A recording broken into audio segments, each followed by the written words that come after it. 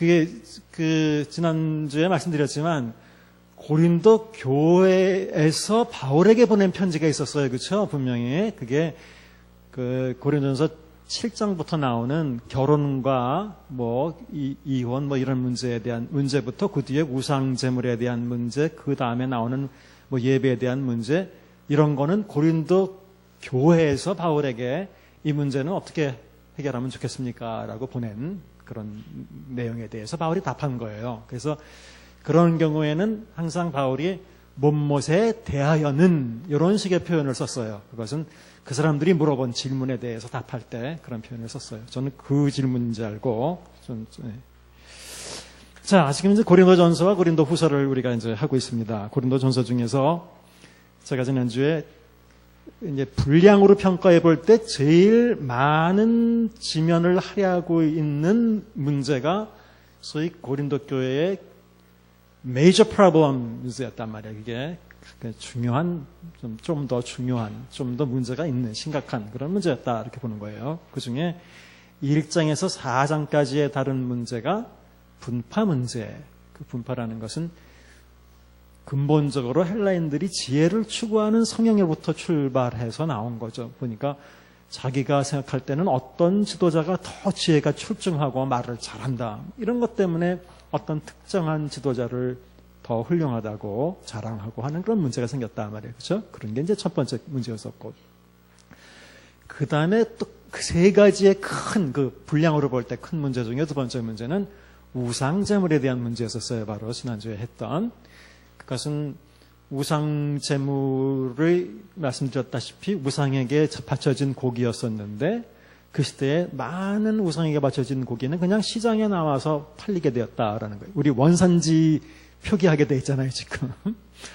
그때는 그런 게 없었으니까 이게 우상에게 바쳤던 고기였다, 아니었다, 이런 그 표기가 없으니까 그냥 다 있었는데 모르고 그냥 시장에서 파는 고기니까 다 먹게 되었어요. 그런데 한편에서는 여기에 대해서 이제 문제를 제기하는 사람들이 있어서 과연 이걸 먹어도 되느냐 말하니 이런 문제가 생각보다 심각한 문제였다는 거예요. 그러니까 왜냐하면 일상에서 고기를 먹는다는 것은 아주 일상적으로 식사하는 그 문제니까 많이 부딪힐 수 있는 그 문제들이에요. 그래서 이런 문제를 답하면서 지난주에 또 갈라디아서를 하면서도 말씀드렸지만 바울은 이런 문제를 해결할 때 어떤 세부 규정, 어떤 건 먹어도 되고 어떤 건 먹지 말라 이런 식으로 접근하지 않는다라는 걸 제가 여러 번 말씀드렸어요. 그래서 결론적으로 바울이 아주 길게 9장에서 자기 예의를 들면서 자기는 모든 권한을 가진 하나님의 사도임에도 불구하고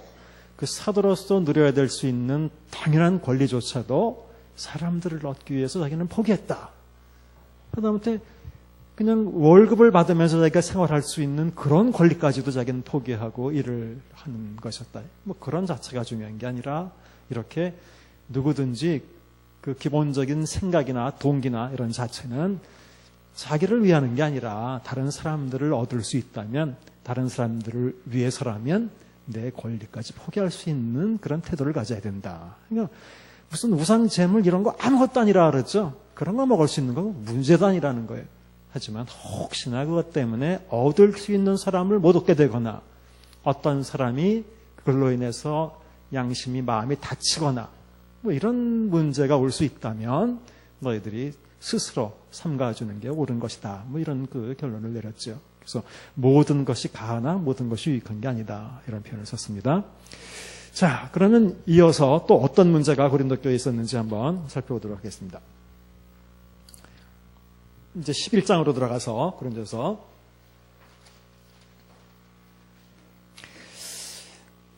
자, 고린도서 11장에는 예배 때 11장부터는 이제 예배 때에 거기 그 공중 예배 때에 일어나는 여러 가지 문제들을 다루고 있습니다. 그 중에 그 예배 때에 일어나는 여러 가지 문제 중에 이제 첫 번째 다른 문제는 좀 특이한 거예요. 여자가 머리 기르는 거. 읽어보셨으니까 알겠지만 이건 그렇게 중요하진 않아요. 그러니까 쭉 읽어보시면 딴 게 아니라 여자는 머리를 길러야 되고 그냥 머리를 그 다음에 남자는 머리를 기르면 안 되고 그 다음에 여자는 또 또 얼굴에 이제 뭐 면사포를 뭐 쓰는 그런 문제도 이제 나와요. 어쨌든 간에 그런데 이제 남자가 마치 여자의 위에 있는 뭐 그런 식의 이제 표현을 쓰는 것이 읽다 보시면 조금 여자분들한테는 좀 기분 나쁜 표현이 될 것 같기도 한데, 근데 바울이 이런 얘기를 하면서도 11절, 12절에 보면 그런 표현을 써요. 그러나 주 안에는 남자 없이 여자만 있지 않고 여자 없이 남자만 있지 아니하니라. 이는 여자가 남자에게서 난 것 같이 남자도 여자에게로 말미암아 났습니다. 그리고 모든 것은 하나님에게서 났느니라. 바울이 원래 가지고 있는 그 깊은 그 원리는, 원칙은 남자나 여자나 동등하다, 뭐 이런 표현을 가지고 있어요. 하지만 이런 얘기를 하는 이유는 16절 잘 읽어보시면 문제가 다 해결이 돼요. 논쟁하려는 생각을 가진 자가 있을지라도, 이 말은 자기의 이런 지금 견해, 여자들은 머리에 머리를 길러야 되고 남자들은 머리를 기르면 안 되고 이런 문제에 대해서 논쟁하려는 생각, 그러니까 반박하려는 사람들이 있을 수도 있단 말이에요. 그렇지만 우리에게나 하나님의 모든 교회에는 이런 뭐가 없다고요? 예, 관례가 없다. 카스텀, 이건 관습이라는 거예요. 이게 지금 이런 관습이 없는데 우리 교회나 모든 사람들에게 그 당시에 관습으로 볼 때 그렇지 않은데 그런 관습을 깨지 말라는 거예요. 관습적인 문제예요.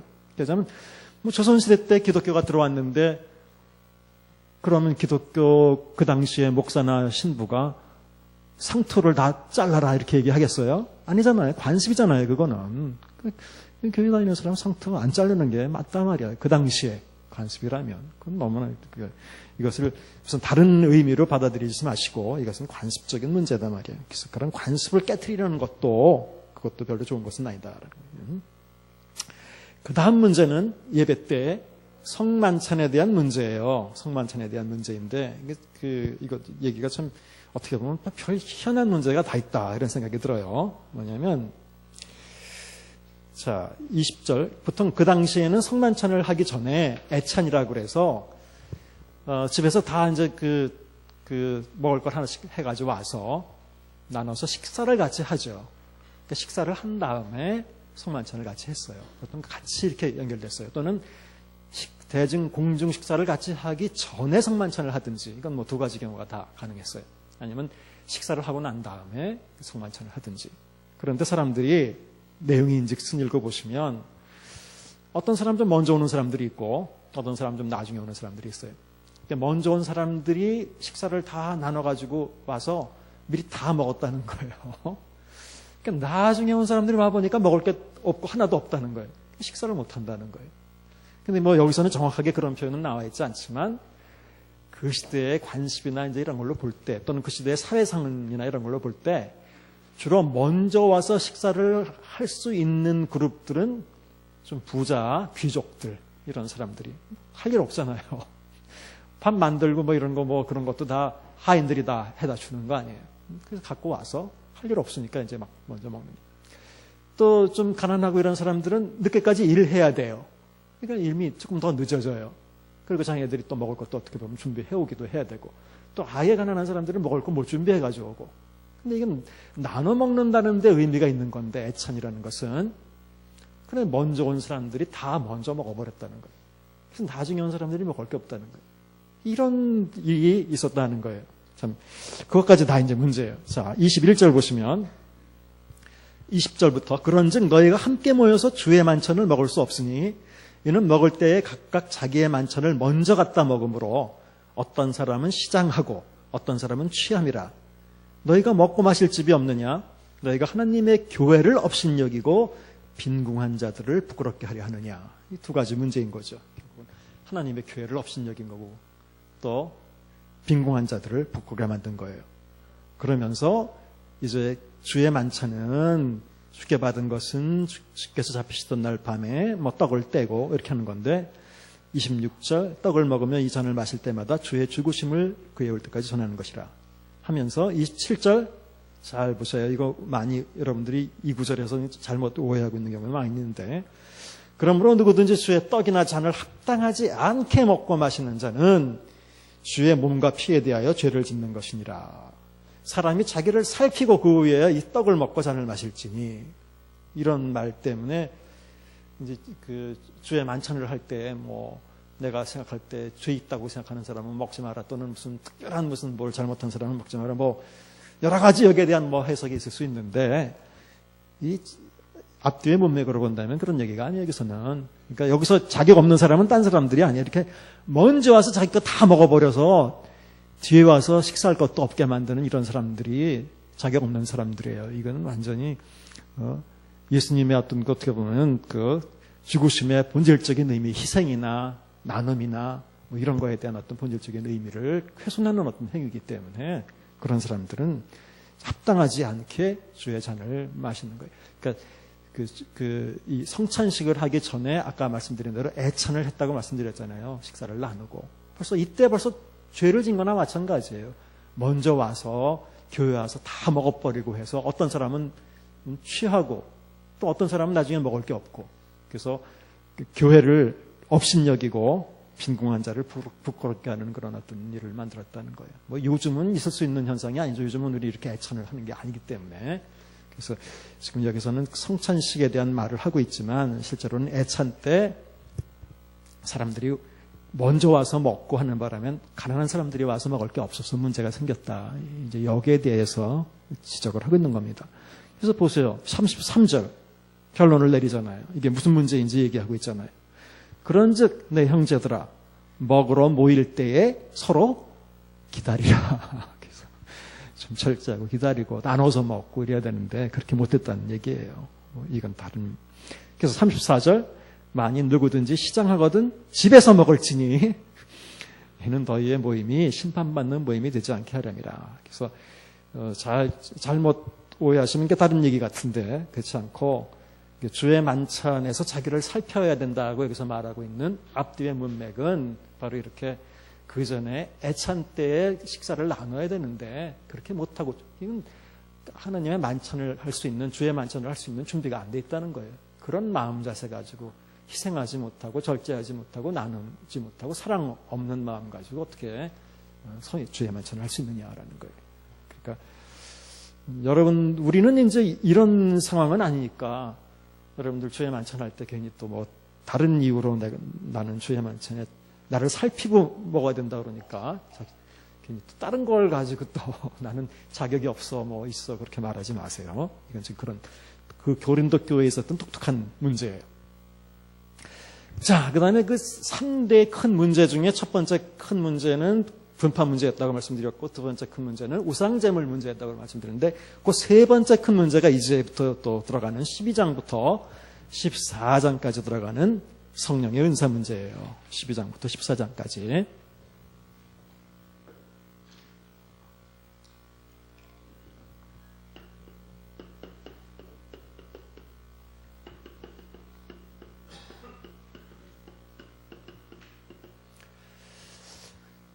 이건 뭐 우리는 제가 지난 학기에도 그렇고 여러 번에 걸쳐서 성경에 장절은 원래 없었다라고 여러 번 말씀드렸어요. 그렇죠? 편의상 우리가 장을 나누는 거예요. 근데 뭐 장을 12장부터 14장까지가 실제로 크게 한 단위예요. 이것이 사실은 나눌 수 없는 한 단위예요. 그런데 우리는 보통 12장은 성령의 은사에 대한 장이라고 보통 보고 그런 식으로 논리적으로 나눠놨어요. 13장은 아까도 잠깐 언급이 됐지만 무슨 장?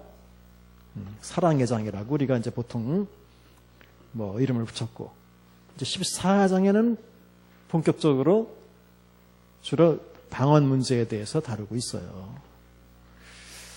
근데 아시다시피 고린도 교회 고린도서는 문제들을 중심으로 기록이 되어 있거든요. 문제들을 중심으로, 문제를 중심으로. 그래서 이제까지도 계속 지금 분파 문제, 뭐 음행 문제, 뭐 쭉 그런 어떤 거 성도들끼리 송사하는 문제, 또 뭐 지금처럼 뭐 우상제물 문제, 또 여자들이 머리를 뭐 기르는 문제, 그 다음에 성만찬 문제, 이렇게 문제를 중심으로 쭉 나오고 있어요. 그러면 12장부터 14장까지를 한 단위로 본다면 이것도 어떤 문제에 대한 거 아니에요. 결국 그냥 바울이 얘기한 게 아니라. 그럼 12장에서부터 14장까지가 어떤 문제를 다루는 챕터냐 말이에요. 바로 사실은 방언 문제를 다루고 있는 거예요. 이거 잘 보셔야 돼요. 이 문제를 다루기 위해서 바울은 함께 12장서부터 좀 차분차분 준비를 시켜가면서 그 다음에 14장 가서는 구체적으로 방언에 대해서 다루고 있는 거예요. 실제로는 12장서부터 14장까지가 성령의 은사 중에 교회의 방언이 특별히 문제가 되었기 때문에 이 문제를 다루고 있는 거예요. 잘 보셔야 돼요. 그러니까 왜 또 이런 말씀을 드리냐면 우리가 보통 13장 같은 경우는 따로 떼어서 이렇게 13장 사랑의 장, 그래서 마치 이것이 따로 떼어져 있는 것처럼 생각할 수 있어요. 독립된 챕터인 것처럼 생각할 수 있어요. 그렇지 않다는 거예요. 지금 다 이제 우리 12장을 읽어도 방언과 연결시켜야 되고 13장을 읽어도 이 교회의 방언 문제를 바울이 해결하기 위해서 이 얘기를 쭉 해가고 있다는 걸 꼭 이해하셔야 돼요. 연결되어 있는 거예요. 13장만 따로 이렇게 나와 있는 장이 아니에요. 그래서 그냥 간단하게 본다면 예를 들자면 12장에서는 야, 성령의 은사라는 것은 아주 다양한 것인데 아주 여러 가지가 있단 말이에요. 근데 그거는 다 한 성령께서 다양성과 통일성이에요. 한 성령께서 다 나눠주신 거다. 이것이 뭐 표현으로만 다양한 것이 실제로 본질은 성령께서 원하는 대로 사람들에게 다양하게 나눠주신 것이다. 또 은사 중에는 뭐 어떤 것이 더 우월하거나 어떤 것이 더 뭐 열등하거나 뭐 이런 것이 있는 게 아니다. 이런 얘기를 이제 그 12장에서는 하고 있는 것이고 12장 마지막에 가면 하지만 은사보다 어떻게 보면 더 중요한 것, 은사를 가장 잘 사용할 수 있는 방법. 그래서 사실 사랑을 은사라고 표현하지는 않아요. 사랑은 더 좋은 길을 너희에게 보여주겠다라고 길. 그래서 방법에. 그래서 은사가 여러 가지 있지만 이 은사를 가장 잘 사용하는 어떤 길, 방법은 어떻게 보면 이제 사랑이다라는 것을 미리 얘기해 놓고 그 다음에 구체적으로 14장에 가서 방언에 대해서 언급을 하고 있어요. 어쨌든 이제 12장부터 읽으면서 이것이 지금 교회의 고린도 교회에 있었던 방언의 은사에 대한 문제이다라는 걸 여러분들이 염두에 두면서 12장부터 읽어 들어가셔야 돼요. 자, 봅시다. 12장. 형제들아, 신령한 것에 대하여 너희가 알지 못하길 원하노니. 뭐 신령한 것이라는 것은 그게 바로 이제 뭐 은사들을 얘기하는 거겠죠. 4절. 은사는 여러 가지나 성령은 같고 직분은 여러 가지나 뭐 주는 같으며 사역은 나타나는 그 현상이나 효과는 여러 가지나 모든 사람 가운데 이루시는 하나님은 같으니 각 사람에게 성령을 나타내심은 이것은 은사를 얘기하고 있는 거예요. 각 사람들에게 은사를 주시는 이유는 유익하게 하려 합니다. 뭐 자랑하게 하려는 게 아니라 유익하게. 뭐 누구를 유익하게? 개인을 유익하게 해도 되지만 교회를 유익하게 하기 위해서 은사를 주시는 거다라고 합니다. 그러면서 아마 고린도 교회에 있었던 은사를 쭉 나열을 합니다. 그 다음에는 어떤 사람에게는 지혜의 말씀을, 어떤 사람에게는 지식의 말씀을, 이게 구체적으로 지혜의 말씀과 지식의 말씀이 뭐가 다른지 이건 우리가 가려낼 수 없어요. 하지만 그냥 이것은 말 그대로 지혜나 지식에 대한 은사라고 볼 수 있고, 어떤 사람에게는 믿음도 은사라고 나와. 여기는 어떤 사람에게는 병 고치는 은사를, 어떤 사람에게는 능력 해만, 어떤 사람 예언, 어떤 사람에게는 영들 분별함을. 자, 우리 과거에 영적 분별력이라는 단어를 들었는데 사실은 영적 분별력이라는 단어는 성경에 없어요. 영들 분별함이 있는데 그거는 여러분들이 과거에 말했던 영적 분별력하고는 굉장히 다른 거예요.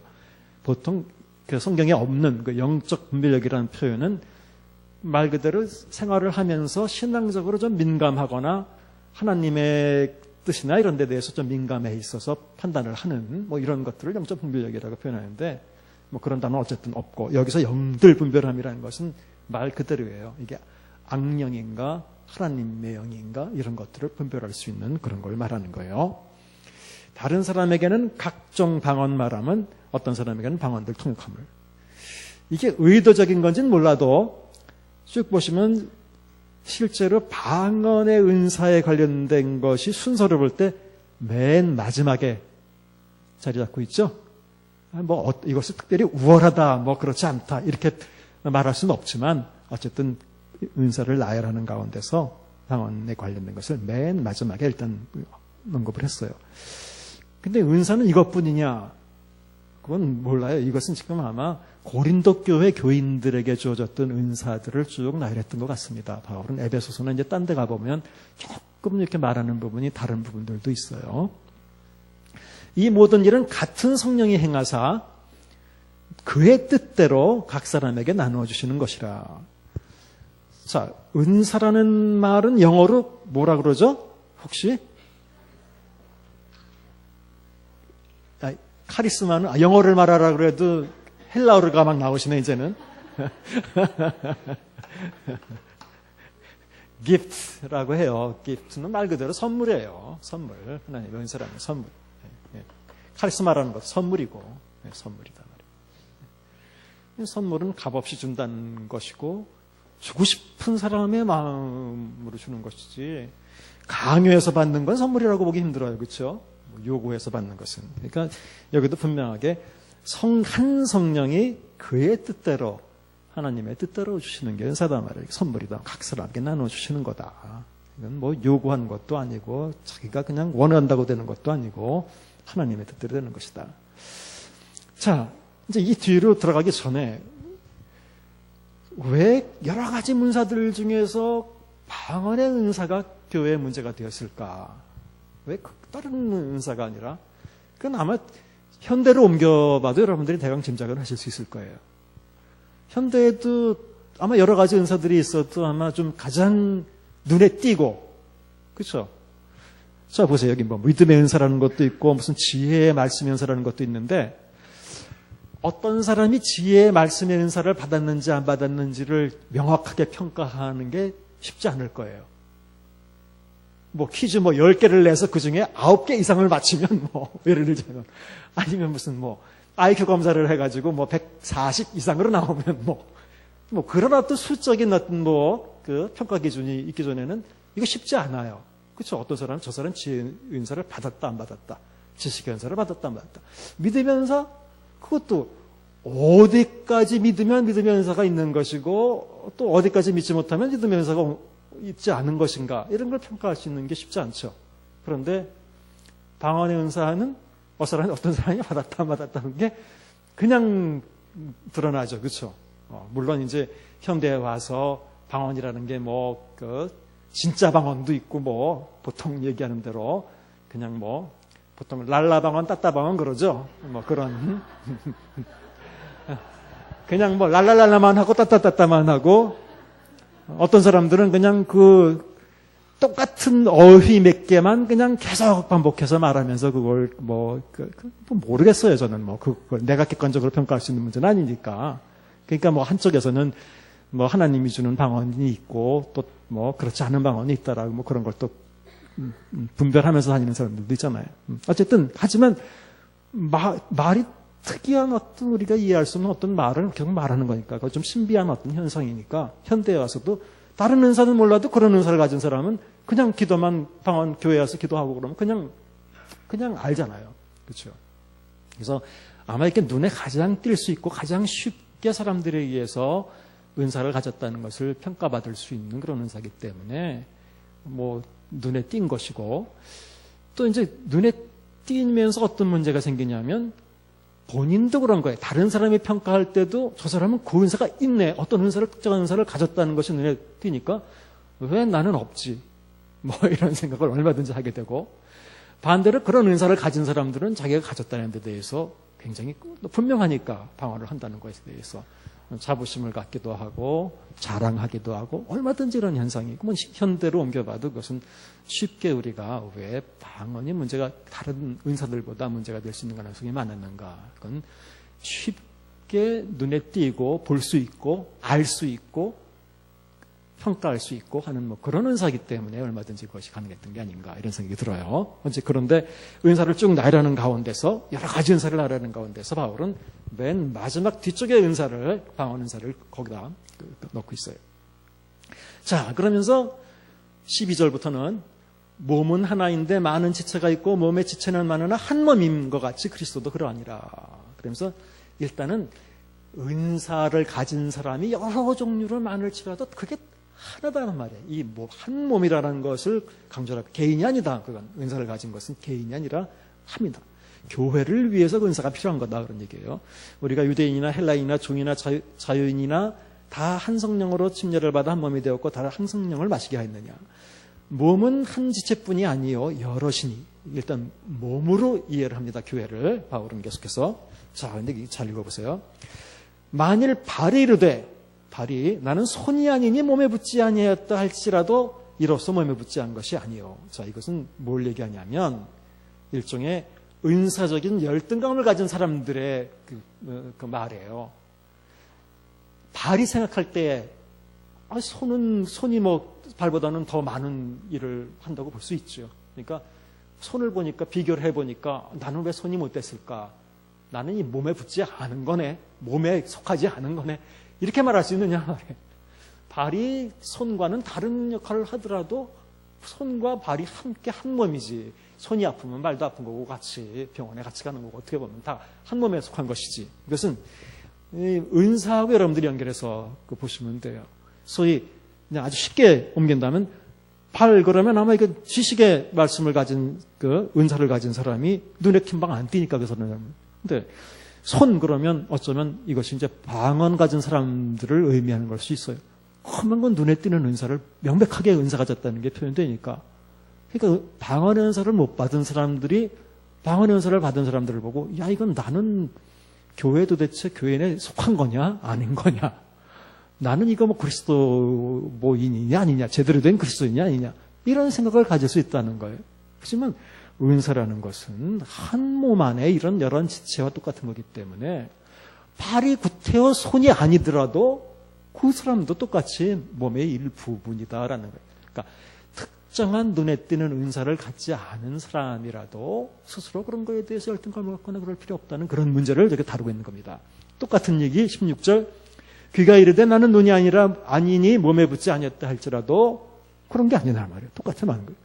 17절 만일 온몸이 눈이면 듣는 곳은 어디고 온몸이 듣는 곳이면 냄새 맡는 곳은 어디냐. 그럼 다 방언의 은사만 받았냐 말이야.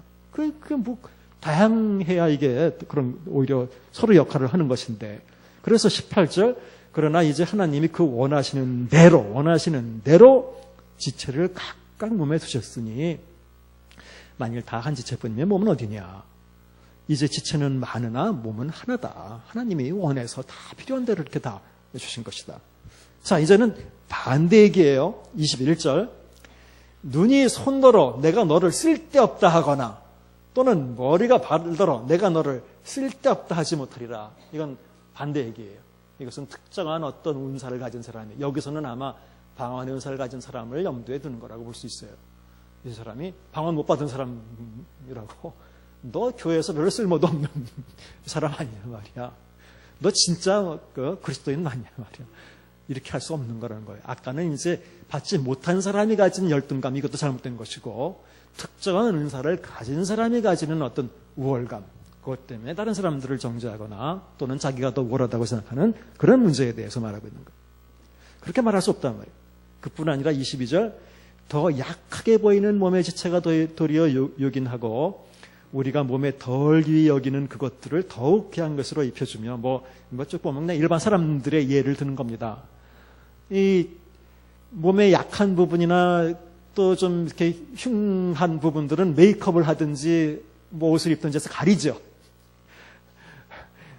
또 자신 있는 부분, 이렇게 부분들은 오히려 드러내죠. 그런 어떤 일반적인 원리를 통해서 그런 거 아니냐 말이에요. 우리 사람의 예를 봐도 오히려 약하다고 생각하는 걸 더 귀하게 여길 수도 있는 거고 그런 거 아니냐.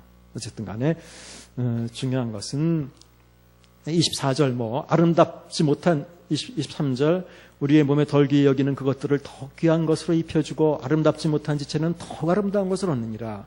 그런즉 우리 아름다운 지체는 그럴 필요가 없느니라.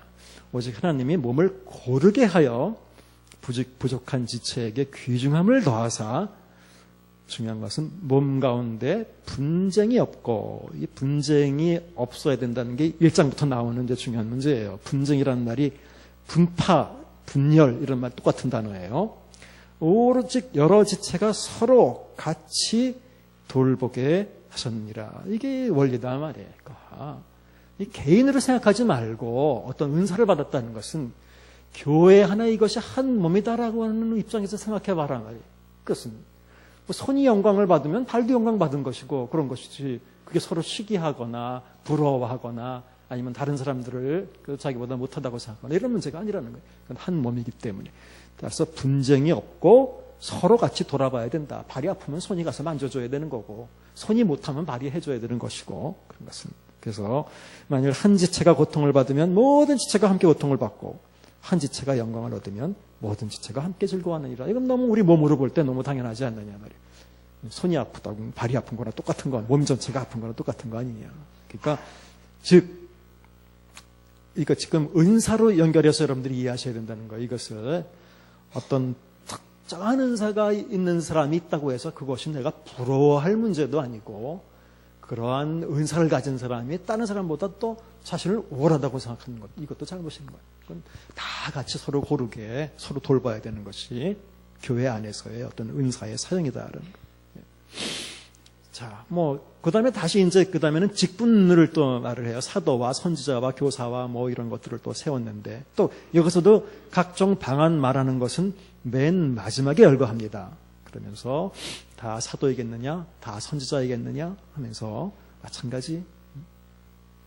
그러면서 31절에 너희는 더욱 큰 은사를 사모해라.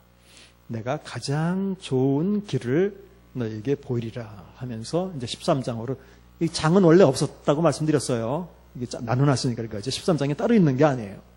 그러면서 이제 드디어 살짝 방언 얘기를 이제 꺼냅니다. 자, 내가 다른 은사를 예를 들지 않고, 내가 지식 예를 먼저 들지 않고 방언의 예를 먼저 들어요.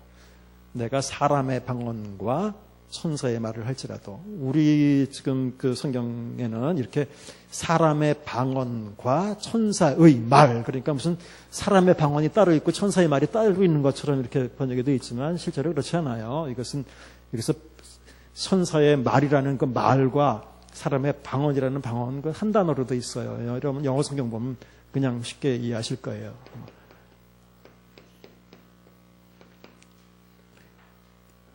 If I speak in the tongues of man and of, 이제 헬라어도 이제 이렇게 돼 있는데 이런 식으로 이제 영어로 돼 있어요. If I speak in the tongues of man and of angel. 이 tongues가 하나예요. 이게 사람의 언어를 말하든지 사람의 언어와 천사들의 언어, 이게 언어라는 단어가 하나예요. 여기처럼 사람의 방언, 우리는 막 이렇게 표현되어 있고 천사의 말, 두 가지로 표현되어 있으면 아니에요, 이게. 근데 이제 tongues라는 말이 우리 지금 사도행전 할 때 여러 번 이 단어를 썼지만, 우리 글로사라는 단어 사도행전 할 때 썼었죠.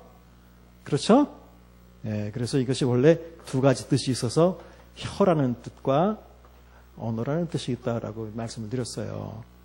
근데 영어의 이 tongue이라는 혀라는 뜻 자체가 이미 영어에서도 언어라는 단어를 언어라는 언어로 이렇게 표현이 되기 때문에 같은 거예요. 그래서 헬라어로 여기 이게 글로사예요. 글로사. 그래서 내가 사람과 천사의 언어로 말을 할지라도 그냥 이런 표현이에요. 이게 무슨 사람의 방언이 따로 있고 천사의 말이 따로 있고 이런 의미가 아니에요. 그냥 언어입니다. 이 tongues, 글로사는 그냥 언어로 번역하는 게 제가 낫다고 말씀드렸죠. 우리 이상하게 방언이라고. 방언은 사투리죠. 그래서 일단 어쨌든 소위 우리가 말하는 방언에 대한 얘기가 나와요. 아무리 우리가 이 방언의 은사, 이건 천사의 말을 한다고 하더라도 사랑이 없으면 소리나는 구리와 울리는 꽹과리가 되고, 여기서 어쨌든 방언을 먼저 언급을 하고 있다라는 것을, 이런 아무리 방언 열심히 잘해봤자 사랑이 없다면 그건 무익하다는 정도가 아니죠.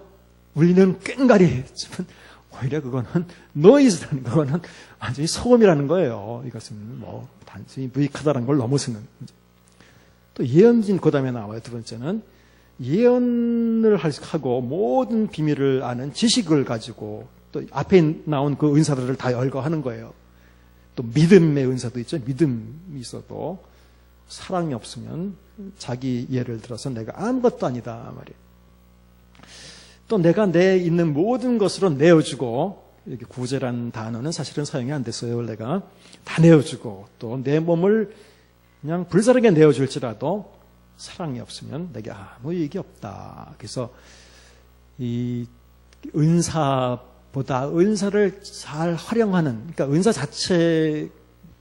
자체가 잘못됐다 이런 문제가 아니라 은사를 가장 잘 활용하는 방법, 동기, 이것은 사랑이다라는 거예요. 사랑이 없으면 이 은사라는 것이 의미가 없다는 겁니다. 그러면서 우리가 잘 아는 대로 사랑은 오래 참고 사랑은 온유하며. 근데 근본적으로 이 사랑에 대한 이 이야기를 읽으실 때도 은사와 연결시켜서 읽는 것이 문맥으로 볼 때 더 맞는 거예요. 사랑은 오래 참고 온유하고 특별한 은사를 갖고 있는 사람이라도 자랑하지 않고 온유하고 다른 사람 은사 가졌다고 시기하지 않고, 무슨 말인지 아시죠? 예, 독특한 은사 가졌다고 교만하지 않고, 무례히 행치 않고, 자기의 것을 구하지 않고, 뭐 이런 게 쭉 보시면 주로 은사와 관련되어서 사랑이 제일 좋은 길이기 때문에 은사를 사용하는 방법에 대해서 주로 얘기하고 있는 겁니다. 그리고 여기서 잘 보시면 4절부터 이제 7절까지 사랑은 어쩌고 쭉 나오는데 15개가 나오는데, 여기서 사랑은 어떤 속성을 가졌다라고 표현하지 않아요. 사랑은 어떤 성격을 가졌다, 어떤 속성을 가졌다 이렇게 표현하지 않아요. 이 말은 무슨 말이냐면, 사랑은 어떻다라고 할 때 형용사를 사용해서 소위 사랑은 어떤 성격을 가졌다 이렇게 표현하지 않아요. 여기서 사랑을 표현할 때 쓰는 것은 15개의 동사예요. 동사. 네? 동사.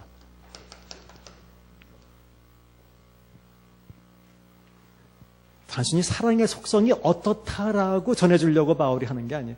사랑은 실제로 이렇게 행동한다는 것을 말하는 거예요. 네? 사랑은 오래 참는다. 사랑은 온유하다. 이게 다 동사로 되어 있어요. 표현들이 다. 네? 무례히 행치 않는다. 그러니까 그냥 우리가 맨날 듣는 뭐 노래로 하고 아름다운 사랑의 속성이다 이렇게 생각하면 안 돼. 이것은 실제로 사는 삶이라는 거예요. 그 사랑은 이렇게 하지 않는다, 이렇게 한다, 오래 참는다, 다 동사로 되어 있어요. 그래서 뭐 이렇게 쭉 읽어보시면 그건 너무 잘 아는 구절이고, 어쨌든 이것은 지금 바울이 은사적인 문제가 교회에 있을 때 그 문제를 해결하기 위해서 사랑이라는 대안으로 이런 문제를 해결하려고 하고 있다는 것을, 그 문맥을 잘 이해하셔야 돼요. 자, 8절. 이제 여기서부터 조금 문제가 이제 있어요. 현대 해석하는데 이제 문제가 좀 있어요. 사랑은 언제까지나 떨어지지 아니하되 예언도 패하고 방언도 그치고 지식도 패하리라. 우리가 부분적으로 알고 부분적으로 예언하니 온전한 것이 올 때는 부분적으로 하던 것이 패하리라. 이게 이제 사실은 이제 해석상에 굉장히 여기에 이제 논란이 많은 구절이에요. 이게 문제는 10절이에요. 온전한 것이 올 때에는 그 온전한 것, 토텔레이온이라고 하는 온전한 것이 뭐냐 말이야. 이게 이제 제일 큰 문제예요. 여기서 이제 방언에 대한 현대의 이해가 극명하게 달라질 수 있어요. 뭐 몇 가지 사람들이 얘기해요. 뭐 어떤 사람들은 신약 성경이 오면 그렇다. 어떤 사람들은 온전한 것은 사랑을 의미한다. 뭐 사랑이 온다면 그렇다. 어떤 사람은 기독교인의 뭐 성숙함이다. 또 어떤 사람은 뭐 예수님의 재림이다. 그런데 그 밑에 이제 내가 어렸을 때는 말하는 것이 어린아이 같았고, 그러다가 또 지금은 거울로 보는 것 같이 희미하나 그때는 주께서 나를 아신 것 같이 내가 온전히 주님을 알리라. 그러니까 내가 온전히 그때는이라는 표현과 온전히 주님을 알게 된다라고 하는 표현을 볼 때는 뭐 신약이나 뭐 이런 것보다는 나중에 완성된 뭐 재림의 때를 가리키는 것 같아요. 제가 볼 때는 그렇게 해석하는 게 좀 맞는 것 같은데, 그 중에서 이제 그렇지 않게 해석하는 사람들은 방언이나 지식이나 예언의 은사들이 현재 없다는 주장을 하는 거죠. 그래서 이 구절을 근거로 온전한 것이 이미 신약이 이미 왔기 때문에, 새로운 그리스도의 시대가 되어 있기 때문에 이런 것이 패했다라고 하는 거죠. 그래서 이 구절을 어떻게 해석하느냐에 따라서 방언이 현재 패했느냐 패하지 않았느냐라는 거에 대한 어떤 그 기준점이 되는 겁니다. 저는 뭐 전에 한번 말씀드려서 알겠지만 그 미국의 침례교는 방언을 지금 인정하지 않아요. 현대에서는. 오히려 제가 아는 어떤 그 후배 목사 하나는 그 개척 자금을 이제 그 미국에서 개척을 하면서 신청했다가 오히려 거기 뭐 이렇게 자기 소명 같은 거 쓰는 데다가 자기 방언하는 걸 쓴 바람에 그게 오히려 문제가 되어서 못 받았어요, 개척 자금을. 그러니까 뭐 인정하지 않는 정도가 아니라 그러니까 그게 오히려 잘못된 신앙인 것처럼 이제 그런 입장을 취하고 있어요. 미국 침례교회는. 하지만 뭐 한국 침례교회는 제가 알기에는 뭐 그렇지 않은 걸로 제가 알고 있어요. 그래서 뭐 좀 그렇게 극단적으로 현재 방언을 인정하지 않는 사람들도 있는데 그런 것들은 이 구절을 어떻게 해석하느냐에 따라서 이제 달라지는 겁니다. 뭐 하지만 저는 이걸 꼭 무슨 지금 방언이 폐했다라고 저는 보지 않아요. 그냥 그것은 마지막 완성 때에는 그런 은사가 다 없어질 것이다. 하나님 뭐 예수님 재림 때나 모든 것이 완성된 그 마지막 때에는 아마 뭐 이런 은사가 필요 없겠죠. 다 예수님을 알게 되니까. 그래서 13절 그런즉 믿음, 소망, 사랑 이 세 가지는 뭐 항상 있을 것인데라는 표현은 원래 없어요. 그런 게 아니라 지금 믿음, 소망, 사랑 세 가지는 지금 존재하고 있다, 머물고 있다 이런 뜻이에요. 그 중에 제일은 사랑이다라고 해서 사랑의 어떤 우위성을 강하게 강조합니다. 사랑을 강조한 이유는 다시 말씀드리지만 교회에서 다양한 은사들 때문에 서로 간에 문제가 일어나기 때문에 이 문제를 은사 때문에 일어나는 문제들을 조정할 수 있는 가장 좋은 길은 방법은 사랑이기 때문에 바울이 사랑을 여기서 말한 거예요. 그냥 사랑을 말하고 싶어서 그냥 말한 게 아니라는 거예요. 자, 그 다음 14장으로 이게 연결된다는 게 금방 알 수 있는 게 사랑을 추구하며 사랑 얘기가 나오잖아요. 사랑을 추구하면서 신령한 것을 사모하되 바울이 방언 문제를 다루면서 결론을 먼저 말하고 있는데 그 결론은 특별히 예언을 하려고 하라라는 게 바울의 결론이에요. 그러니까 바울은 이제 뒤쪽에 계속 읽어보셔도 알겠지만 바울은 방언보다는 예언을 다른 걸 추구하려면 차라리 방언보다는 예언을 추구하는 게 더 낫겠다라고 바울이 얘기를 합니다. 그 이유는 이제 쭉 앞으로 설명이 됩니다. 자, 보시면 뭐라고 얘기하냐면 2절 방언을 말하는 자는 사람에게 하지 아니하고 하나님께 하나니 이런 알아듣는 자가 없고 영어로 비밀을 말함이라 이렇게 표현을 했어요. 왜냐하면 사람이 들을 수 있게 하는 말이 아니기 때문에 이것은 하나님께 하는 것이다. 영적으로 얘기하는 것이다. 그러나 예언하는 자는 사람들에게 말하여 덕을 세운다. 덕을이라는 말은 원래 없다 그랬죠. 제가 그냥 교회를 세운다는 거예요. 세우고 권면하고 위로하는 것이다. 그러니까 2절에 하나님께 한다는 말이 다른 얘기가 아니라 여기서 중요한 것은 사람에게 하지 않는 사람들에게 유익이 되도록 할 수 있는 말이 아니라는 거예요. 개인이 하나님께 자기가 말하고 있는 것이지. 하지만 반대로 예언이라는 것은 사람들에게 말을 해서 사람들을 세워주고 권면하고 위로하는 것이고 4절 방언을 말하는 자는 자기를 세우고 예언하는 자는 교회를 세운다 말이에요. 그렇게 보면 방언은 개인적인 것이고 예언이라는 것은 교회 공동체적인 것이고 이것만 봐도 다른 사람들에게 교회 안에서 아까 말씀드렸지만 은사라는 것은 개인을 유익하게 하기 위한 것이 아니라 몸에 골고루 주어서 몸 전체에 유익하도록 주신 게 은사인데 이렇게 본다면 방언이라는 건 몸 전체를 유익하게 하는데 크게 쓰임을 받지 못하는 상황이라는 말이에요. 개인적으로 자기를 도울 수 있는 것이긴 하지만 나는 너희가 다 방언 말하기를 원하나 특별히 예언하기를 원한다. 하지만 만일 방언을 말하는 자가 통역하여 교회를 세우지 아니하면 예언하는 자만 못하니라. 분명하게 교회 안에서 얘기를 하는 거예요. 통역을 한다면 그게 메시지가 되어서 많은 사람들이 알아들을 수 있는 이야기가 되기 때문에 교회에게 도움을 주는 거지만 그렇지 않다면 예언만 못하다. 자, 쭉 나와서 7절 혹 필이나 검은고와 같이 생명 없는 것이 소리를 낼 때에 그 물 분별에 나타나지 아니하면 피를 부는 건지 검은고를 타는 건지 어떻게 알게 돼요? 뭐 나팔이 분명하지 못한 소리를 내면 누가 전투를 준비할 거냐 말이야. 9절 이와 같이 너희도 혀로서 알아듣기 쉬운 말을 하지 아니하면 그 말하는 것을 어찌할리요. 이건 허공에다 말하는 것이란 말이에요. 뭐 다 그렇게 알 수 없는 말을 한다면 그건 뭐 외국인 말하는 건 똑같단 말이니까. 12절 그러므로 너희도 영적인 것을 사모하는 자인즉 교회를 세우기 위해서 해라. 자기 개인이 문제가 아니라 교회를 세우기 위해서 해라. 그래서 방언을 하는 사람들은 13절 통역을 해야 된다. 14절 만일 내가 방언으로 기도하면 나의 영이 기도하거니와 나의 마음은 열매 맺지 못하리라. 이 말이 조금 어렵죠. 영이 기도한다는 말은 알겠는데 마음이 열매를 맺지 못한다. 그런데 여기서 마음이라고 되어 있는 것은 헬라어로 이게 누스예요. 누스인데 누스는 사실은 정신을 가리키는 말이에요. 이것은 인텔렉츄얼한 부분을 얘기하는 거예요. 지적인 부분. 이제 이것도 우리는 마음이라고 번역하고 때때로 이제 카르디아도 이것도 마음이라고 번역하고 우리만. 그러니까 이게 혼동이 되는 거예요. 이것은 정신이에요. 정신. 그러니까 영으로는 기도하는데 정신으로는 머리로는 이해하지 못하죠. 무슨 말인지 자기도 모르니까 그런 얘기예요. 이게 마음이 아니니까 정신 또는 지성으로 이런 뜻이에요. 그걸 마음이라고 번역해서 그래요. 그러니까 우리말 마음이라는 말이 참 영어에 우리는 in my mind 그렇죠? 이런 표현도 우리는 이게 원래 내 생각에는 이잖아요. 그렇죠? 이게 생각이라는 말이 더 많아요. in my mind 생각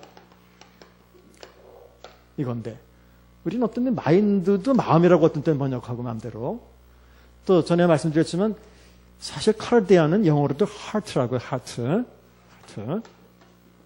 heart는 심장이라고 심장. 헬라어로도 카르디아는 심장이라고 이게.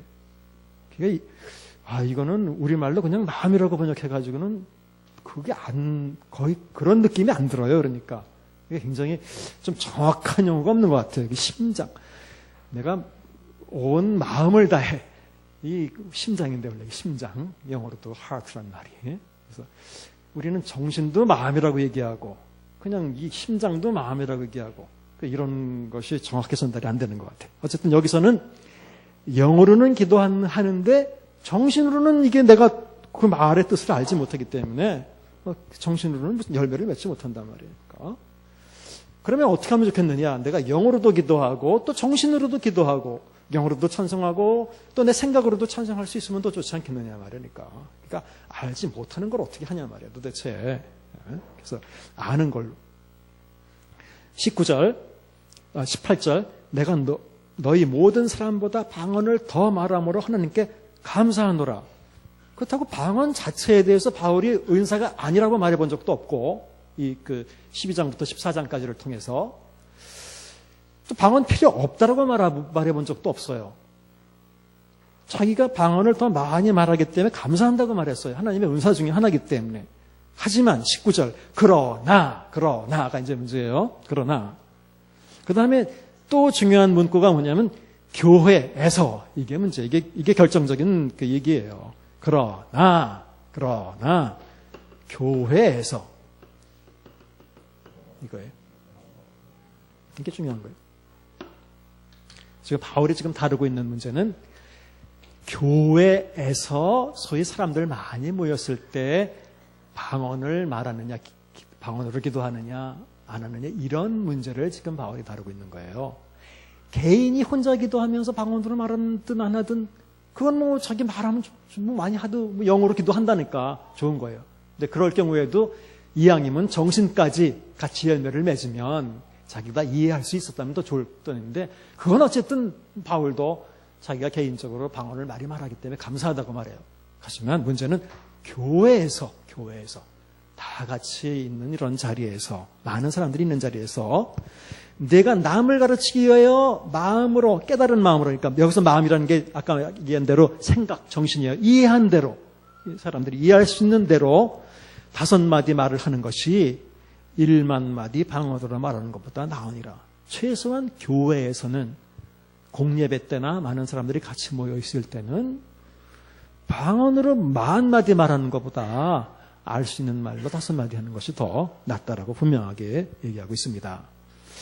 그러면서 이제 22절부터 그러므로 방언은 믿는 자들을 위하지 아니하고 믿지 않는 자들을 위한 표적이, 이건 굉장히 어려운 구절이에요. 예언은 믿지 아니하는 자들을 위하지 아니하고 믿는 자들을 위함이라. 이제 결과적으로 그렇게 됐다는 거예요. 방언은 믿지 않는 자에게 어떤 영향을 주고 예언은 믿는 자에게 어떤 영향을 준다. 뭐 이런 표현이에요. 23절을 보면 바울이 무슨 얘기를 하려고 했는지 알 수 있습니다. 그러므로 온 교회가 함께 모여 다 방언으로 막 말하고 있으면 알지 못하는 자에게, 알지 못하는 자는 아마 믿지 못하는 자를 얘기해. 은사를 받지 못하는 자 또는 믿지 않은 자들이 들어와서 너희를 미쳤다 그러지 않겠느냐. 그러니까 이건 뭐 그냥 바울이 있는 대로 얘기한 거예요. 하지만 왜냐하면 모르는 소리로 막 서로들 막 떠들어대니까 이걸 어떻게 자기네들이 이해할 수 없는데 이걸 미쳤다 그러지 어떻게 받아들이냐 말이에요. 이건. 그러나 다 예언을 하면, 예언이란 건 알아들을 수 있는 말을 하는 거니까 다 예언을 하면 믿지 않는 자들이 나 알지 못하는 자들이 들어와서 모든 사람에게 책망을 들으며, 이것은 책망하는 기능도 있고 다 분명한 메시지이기 때문에 모든 사람에게 심판을 받기도 하고 또 안에 숨은 일들이 드러나게 돼서 또 회개하기도 하고 결국은 하나님을 경배하기도 하고 하나님이 참으로 너희 가운데 계신다고 전파, 선언하기도 하고 이런 결과를 가져올 수 있지 않겠느냐 말이에요. 그래서 이런 면에서 바울은 교회에서는 적어도 다른 사람들을 위해서는 예언을 하는 게 좋겠다라는 거예요. 또 이 지금 문맥에서 쭉 보시면 알겠지만 제가 여러 번 그런 말씀을 드렸어요. 우리는 예언 그러면 자꾸 무슨 점치는 것처럼 뭐 너 미래가 어떻게 될 것이다 뭐 이렇게 생각하지만 여기 쭉 읽어보면 그런 게 아니죠. 예언이라는 말을 쓰는데 지금 보니까 자기 죄에 대해서 책망받기도 하고 그다음에 뭐 회개할 수도 있고 나중엔 하나님을 찬양할 수도 있고 하는 그런 어떤 교회를 위한 어떤 메시지, 이게 예언이에요. 실제로 보면 하나님의 말씀을 받아서 말하는 것이 예언이지 꼭 미래에 대해서 얘기하고 어떤 거 점치고 넌 어떻게 될 것이다 뭐 환상을, 이것이 예언이 아니냐는 걸 여러분들이 아셔야 돼요. 그래서 바울이 원하는 것은 명백한 언어로 전달되는 메시지, 이런 어떤 은사가 교회에서는 훨씬 더 중요한 것이지 교회에서 방언이라는 것은 알아들을 수 없다면 큰 의미가 없단 말이에요. 26절, 그 당시에 예배 주보가 있었겠어요? 뭐가 있었겠어요? 없었죠? 그 당시에 예배는 어떻게 했는지를 잠깐 엿볼 수 있는 이제 9절에 26절. 그런 형제들아 어찌할까 너희가 모일 때 찬송시도 있고 아마 찬송들도 불렀고 가르치는 말씀도 있었고 특별히 목사는 따로 없었어도 거기 보면 교사로도 주셨고 뭐 누구로 주셨고 그러니까 그런 사람들이 나왔었겠죠. 계시도 있었고 아직까지는 계시의 시대였기 때문에 계시도 있었어요. 방언도 있었고 통역함도 있나니 모든 것을 덕을이라는 말은 원래 없고 세우기 위해서 하라. 결국 교회를 세우기 위해서 이런 것들이 돌아가면서 있었다. 잘 모르지만 어떤 순서가 있었던 것도 아니고 이 시대에는 특히 바울 교회에는 목회자가 없었어요. 전담 목회자가. 이 시대에는 고린도 교회도 지금 보면 그런 거예요. 바울은 전도해서 이렇게 교회가 될 만하면 그냥 자기는 떠났어요.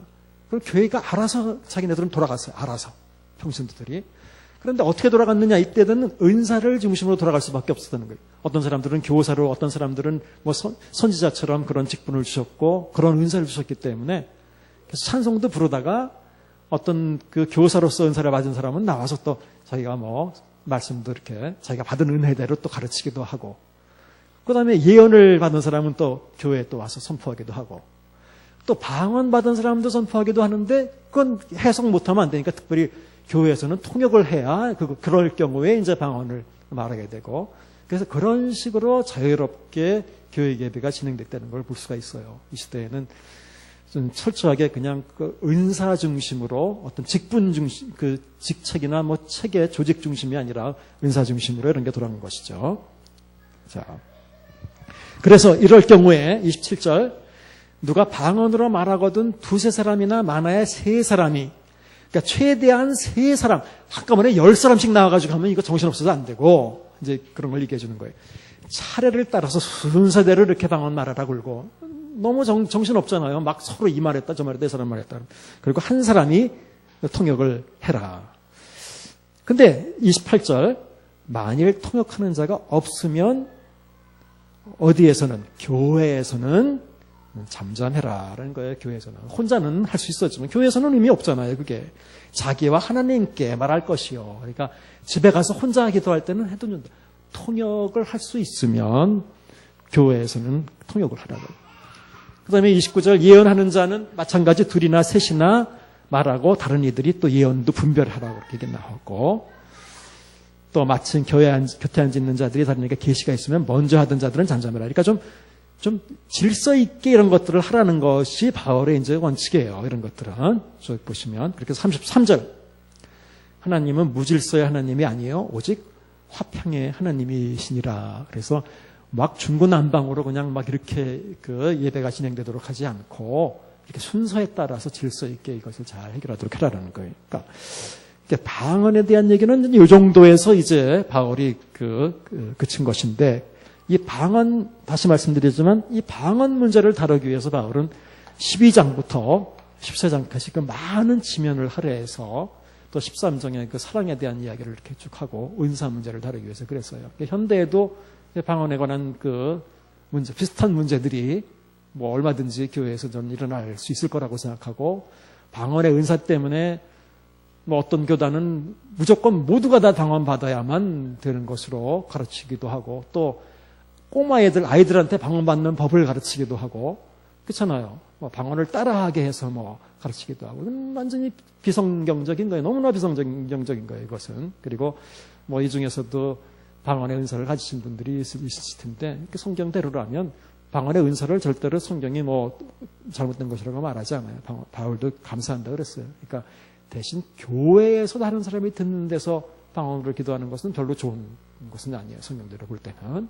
그건 다른 사람에게 아무런 도움이 되지 않는 거기 때문에, 뭐 정한 얘기지만 자기를 나타내거나 자기를 자랑하는 뭐 이런 정도밖에 의미가 없기 때문에 그런 건 필요 없어요. 교회 안에서는 요즘은 정확하게 통역을 한다면, 통역도 문제예요. 사실은 저는 뭐 여러 케이스를 보진 않았지만, 방언한다는 사람도 문제고 통역한다는 사람도 어떤 때는 문제예요.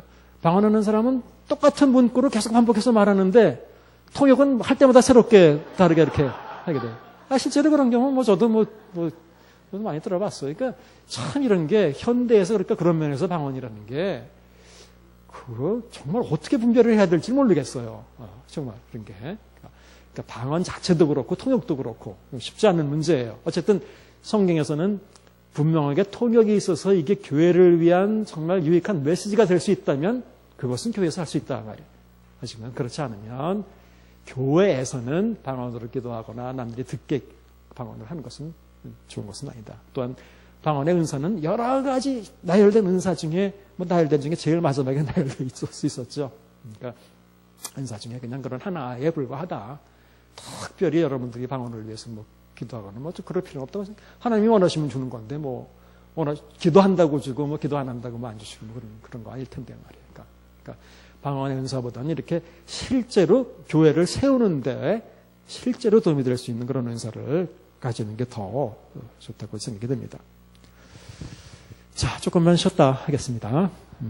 좀